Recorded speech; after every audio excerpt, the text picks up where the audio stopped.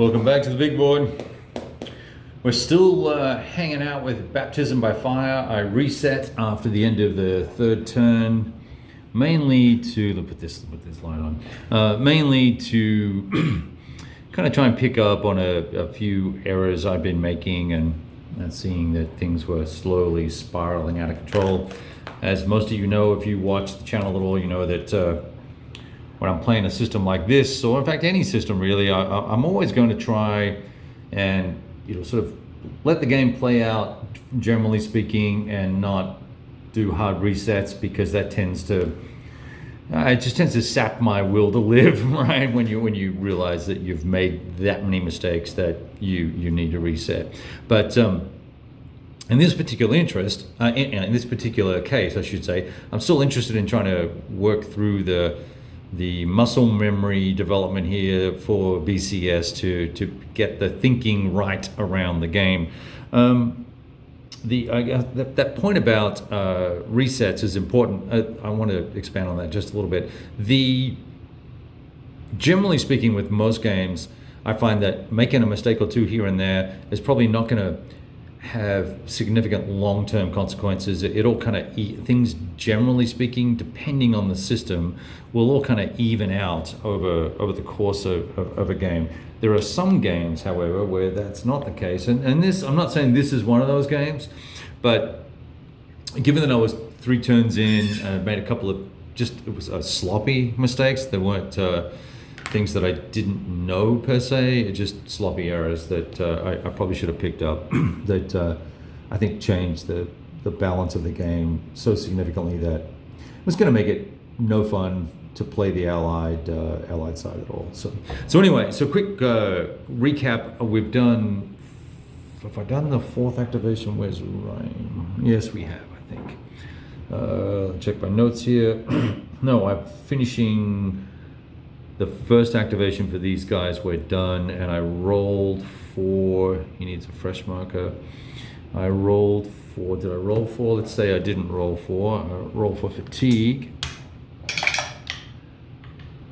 And he's okay, he rolls a 5. All right, so there's a second activation that can go on up here, Lekef. So the first activation was Stenkov, and they powered into here. I brought the 2-5 Panthers, these German tank armored battalion up to here and attacked. Well, first off, in the first activation, we had to clear this hex here. This hex was occupied by a 1-step tank unit that cannot be replaced. So that's nice. He's gone for good. It's one of those, I imagine it's some form of, it's a little company, right? So it's just a detachment of tanks that was kind of holding that position there.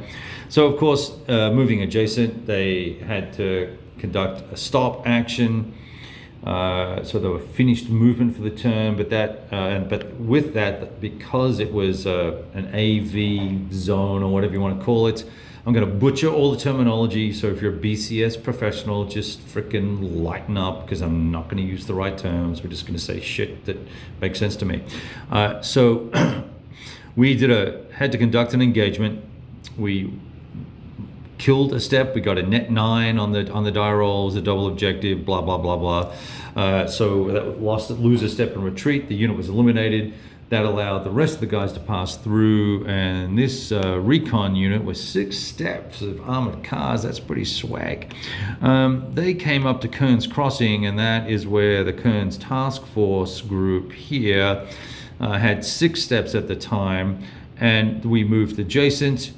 Also a stop action conducted. I was unclear whether when you have a stop, whether because I have to do an engagement, I have to do at least one engagement, can I not conduct a fire action first and then engage? So I assumed you couldn't, assumed you had to engage first and then sorry, I had a little interruption there, so let me try and remember where I was at. Okay, so the 580th Battalion, this recon force sat here, did the engagement, and then these guys retreated 3. So they were done. We brought these units onto the board, and then rolled for our second engagement, second activation. Got that. Got a, I believe, let me check my notes again here.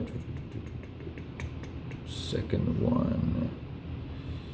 Oh yeah, and that also forced a jump of the ghost train in that first turn as well, because there was a train here that forced the jump of the train, and what the Americans had elected to do was try for a soft jump, which means they can sort of parachute their guys away, which they did. So they moved the train to here, and it doesn't have to become ghosted when that happens on a 1 through 4. Now I'm just looking here. The crossings attacked was a full activation, so a double objective here, or here. 1, 2, 3. These guys are retreated to here, so double objective.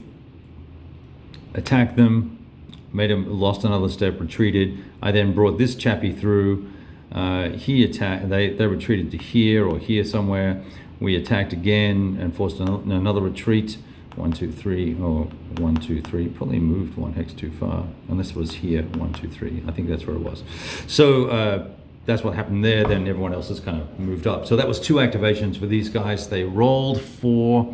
Where's my fatigue marker? I believe I am on now fatigue 0. That's one thing I didn't note down on my my things here, was what the status was.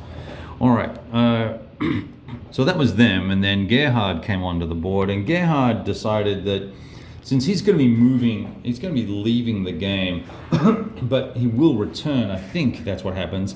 That he was going to focus on this area here. So we wanted to bounce these guys out of City Buzid, and we did so effectively. Actually, it was really good. And then I thought, well, I might as well trying to get adjacent to these. You can't see these chaps down here, with the idea being that if I can execute an engagement or an assault against them in the second activation, in the first one I can pop some arty on them and some air. I had plenty of both for this particular activation. And so if I can force them to move out of their original hex, they then have to comply with the safe path rules and all the rest of it, all the normal supply rules. If they stay in their original hexes, they're not affected by the sort of supply path rules. It's a special rule for these guys, which I don't know why they're doing that, but it is what it is. So because they kind of withered away via attrition anyway, being isolated. So it's just, you have to do something with them, otherwise they stay. Now if they move, they can mess up your supply, so you've got to handle that, and you want to stop them from doing that, and you don't want them messing up the main supply route here. That would be a bad thing. I think the next activation was shoot here, just a double move. They both got I think a full and a partial based on, I think 2 fulls actually based on the movement. Oh, that's what happened here. Sorry, I meant to mention the second activation. No second activation. They failed. So even with all the pluses for the first turn, we rolled a 2, I think, on the activation roll, and they had got a fatigue for the first one, so they were at a +1. I think that maybe they got a partial, and I moved these guys adjacent. Maybe that's what happened there. I'm just looking at my notes. Gerhard. Yeah, no, it says they got a partial, so not a fail. Must have been somewhere else that I got a fail. All right. Oh, that was it. I think it was the Ream guys. So they came out next. Ream, or Ream, I think is the correct pronunciation. So they come on just behind, just to the right of the camera, and then they moved up here, bounced these guys out of here with I took a really risky shot here. Dangerous. It's a 1-step tiger unit. It's super powerful formation. And in fact, it's probably a dangerous idea to have that guy sitting alone. But nevertheless, well,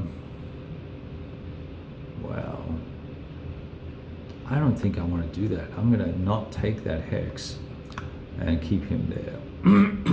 Because we do not want to lose that unit. Because when I flip him over, because he's got a 9 for engagement. When I flip him over, he's a 5/5, he's a 10. Super powerful, but very fragile. So that all went down. No second activation for those guys. That's where the second activation did not occur. And then the last 2 chits are going to be for the Americans, and that's kind of where we're at. The interesting thing is that I'm going to suffer isolation effects for this guy because he got bounced out of this hex here. And these guys will suffer isolation if they can't form a good MSR, which actually they should be okay this turn, except they're out of range. Everyone's out of range of the HQ, so they're all going to take a step loss. So that's probably going to chew him up pretty good. He'll go to a 2 when he activates. And then we've got the CCC up here.